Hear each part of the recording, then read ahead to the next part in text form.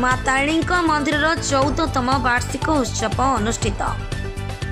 ढेंकानाल सदर ब्लॉक लंबोदरपुर ग्राम संसाइलो स्थित काजू कंपनी मां तारिणी मंदिर में 14तम वार्षिक उत्सव अनुष्ठित हो आज ज्येष्ठ मास शुक्ल पंचमी तिथि 31/5/2025 शनिवार दिन कलश यात्रा अधिपास सूर्य पूजा मंडल पूजा महामंत्र जप और ब्राह्मण मानक द्वारा मांकर विभिन्न रीतिनीति सहित होमयज्ञ पूजा पाठ सहित पूजक और कर्ता श्रीजुक्त प्रशांत कुमार साहू एवं कर्ती श्रीमती अवंती साहू मां तारिणी पूजा कार्य उपस्थित रही मांकर कृपा लाभ करथिले। शेष में मां मंदिर में पुष्पांजलि पूर्णाहुति प्रसाद सेपन और संध्या आरती अनुष्ठित होगा सहित मां मंदिर परिसर में हरिनाम संकीर्तन में एक आध्यात्मिक परिवेश सृष्टि होता।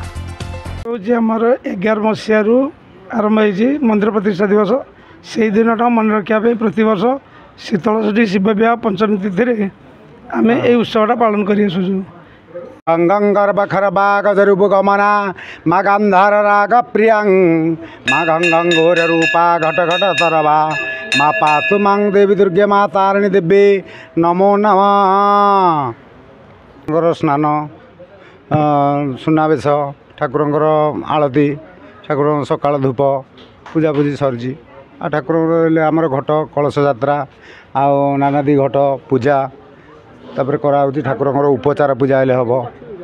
मो ना हूँ प्रभाकर पत्री ऑल ओडिशा काजू एसोसिएशन प्रेसिडेंट। ये जो मंदिर प्रतिष्ठा कला दिनु ठाकुराणीकर ये सबु वर्ष ये पर्व आमर प्रशांत पालन करी आसुची जोटा कि बहुत खुशीर कथा गोटा धर्मानुष्ठान आ समस्त मंगल पाई से कामना करी कार्य करी आसुची। तेणु आमे सबुबले मु आसी तार ये कार्य सहयोग करे उपस्थित रहे एवं मु ठाकुराणी पाखे डाके तांकर केमती मंगल हो से चिंता करे सब वर्ष आसी आईटा गोटे भल काम पुण्य काम